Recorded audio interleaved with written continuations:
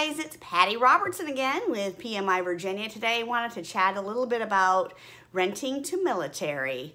As you know, PMI Virginia is located in Hampton Roads, which is a huge military establishment. We have all branches of the military here, and a lot of our clients are military. A lot of the folks who are military come here and they buy a house, and in 2 or 3 years have to go to another market and pass them to property managers such as us to rent to them. One of the questions we have when we onboard a new owner is we have a lot of choices they have to fill out. One of them is, would you rent to Section 8? Another is, would you rent to military? And surprisingly, the only people who ever say, no, I prefer not to rent to military are actually military owners. I wanted to share a little bit with you about the risks.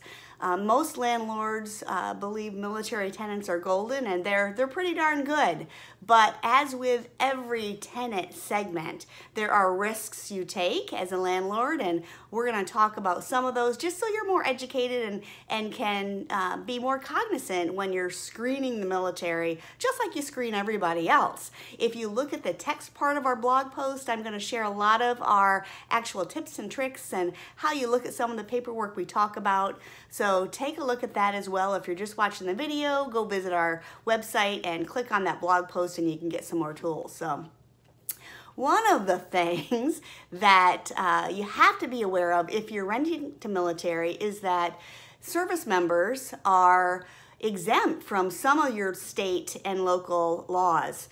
And there's a whole act called the Service Members Relief Act that is designed so that service members are not taken advantage of by proponents of consumer debt. So it doesn't just affect landlord, it affects any consumer debt arena. And in the landlording world, it gives our service members protection that if they get transferred to another duty station, permanent duty station, for more than 90 days, or they're deployed for more than 90 days, or they exit the military, they have the legal right to terminate their lease with 30-day notice. So you have to be aware of that. Of our tenant segments in PMI Virginia, and I group them in military, Section 8, and everybody else. Military by far is our shortest lease term, and you just have to know that going in when you're renting the military. Sometimes we get lucky, and they're usually in our market for a 3-year post.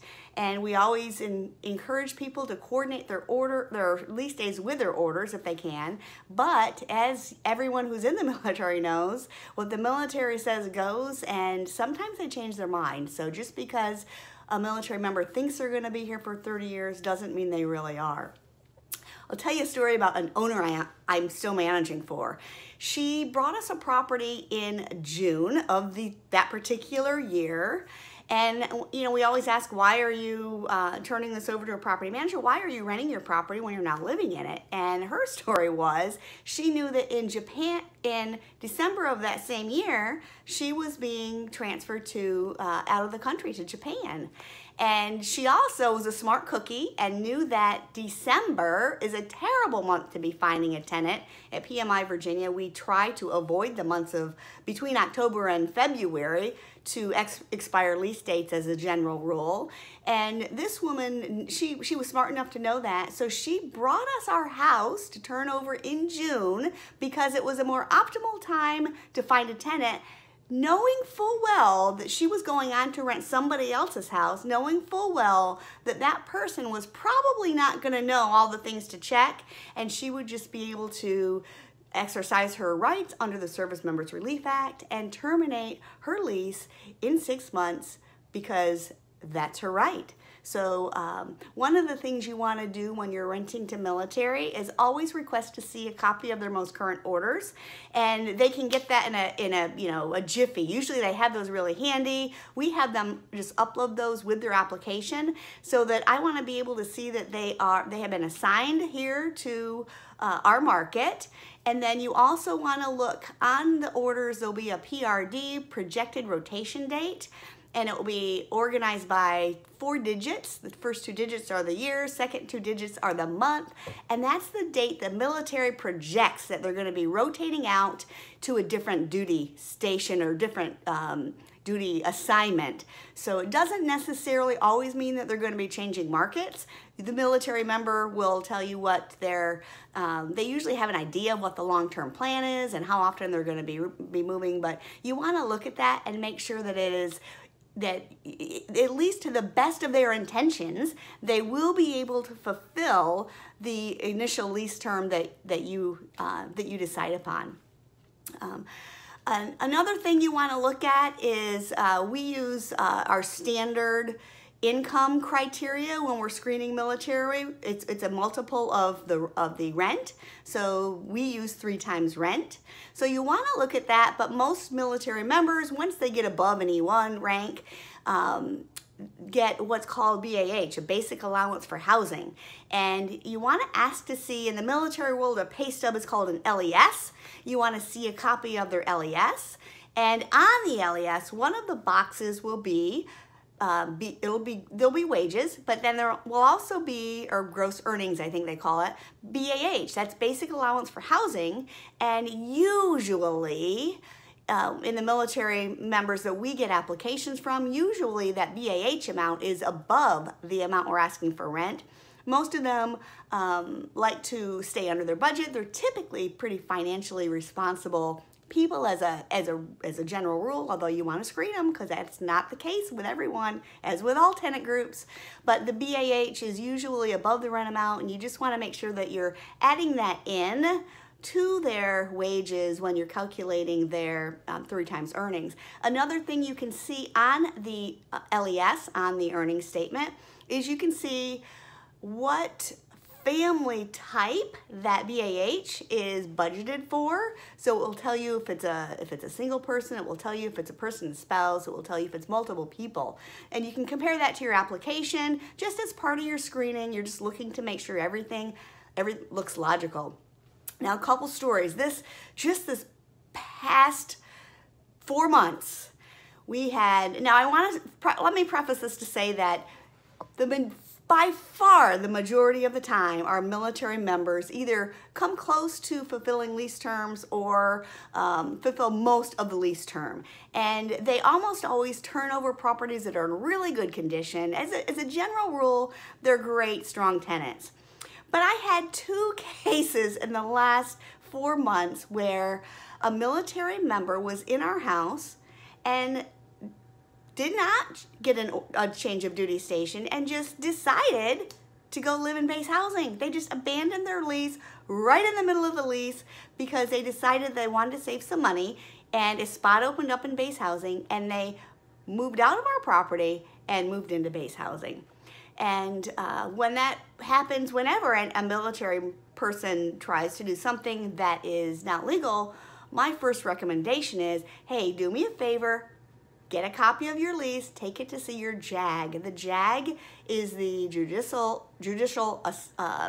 the attorneys for the military folk. They have free legal counsel, and please take your lease to the JAG, tell them what you're trying to do, and they will help you sort this out, because 100% of the time we are correct, and the military member, when they're trying to do something that is a violation of their lease, I mean, we know, we do everything within the law and within the Service Members Relief Act, so we try to point them in the right order. In those cases, we do get, when the military member breaks their lease and they have no legal right, we do get judgment and we do get paid. One of the benefits of working with military is that the military frowns on them owing money. So you very rarely find judgments on the credit report of a military member.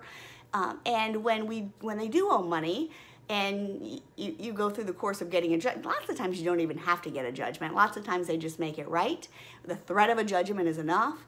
But we do almost, not always, but we do almost always get full payment from military members when it's necessary. Although if you want to avoid that situation, if you can, by your proper screening.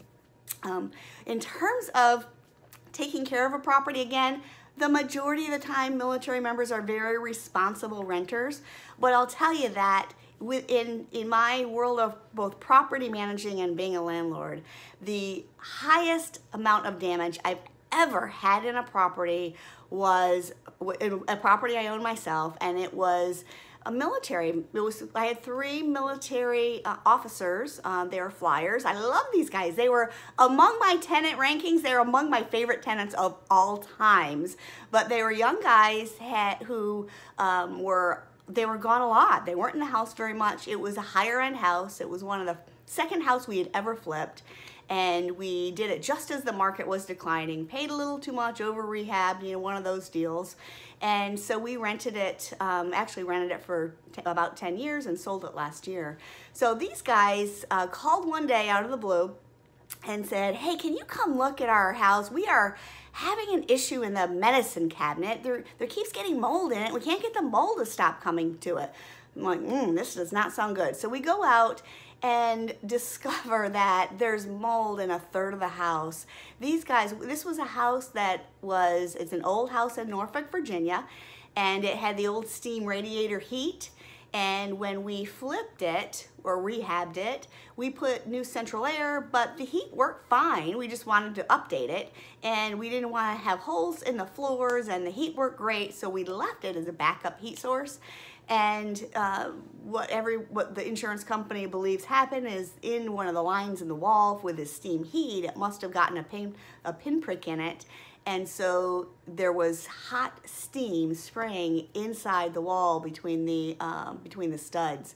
So these guys, being, you know, not terribly picky folk, they're used to going with the flow and taking care of things, taking care of business. They were just spraying the little spots down that they saw and wiping it off. They said mold kept coming up behind the toilet, and they would just spray it off and wipe it off and, you know, just go on with their day. Well, by the time they called us, the mold was all in the walls. It was all underneath the brand new wood floors we had just laid. Well, by that point, it was probably 5 years prior, but it ended up being a $30,000 insurance claim. And their intentions were good, but it was just that little lack of attention to detail because they are low maintenance tenants. So, I mean, those are a couple stories. I'll give you one more story of an owner that we still manage for, great guy. He's military, and he purchased a townhome in our area when he was here, and he was being transferred to the other coast.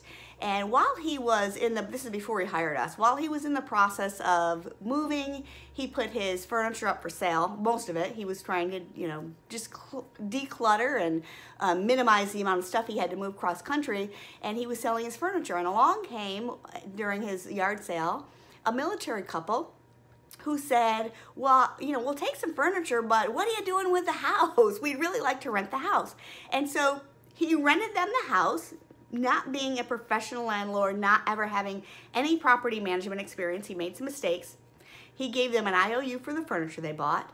He allowed them to move in without paying any rent or any deposit. It was kind of a handshake deal. They did have a lease. He had bought a lease off the internet or found one on the internet. They weren't a lease. But these guys, 6 months later, this owner calls us because these guys have never paid a penny of rent. The husband was currently still in the military. He was at the end, expecting to go into retirement soon, but had told this military member owner that he was extending his service, he was re-enlisting, but that didn't happen. And we ended up evicting them. They never paid any rent, and now they are completely off the grid. We can't find them. And you know, it's a sad story. So my point is not that you should not rent to military. I absolutely 100% think you should. We support our military. They do a tough job, and you know, they do have to live in places for short times, and they, you know, when they break their lease, it's not because they want to, really. They, you know, they have no choice. So I do think we should all be supportive of the Service Members Relief Act and do our best to help the military in their moving situations. But you've got to, as a business owner, you've got to be smart about this tenant segment just as well as you do with every single tenant segment. So Be a smart landlord. Be sure you check out the tools on the rest of this blog, on the written part of this blog. You'll find it on my website. If you're just watching this video on YouTube, go to pmivirginia.com, click on the blog post, be sure to subscribe, and you'll see how we actually show examples of the orders and the LES so that you can actually read. There's also a link to the Service Members Relief Act. So be careful out there. Thank you to all our military service members, both our owners who we manage property for, and the tenants, and all the people who are out supporting our rights as Americans. Happy 4th of July, and we will see you soon.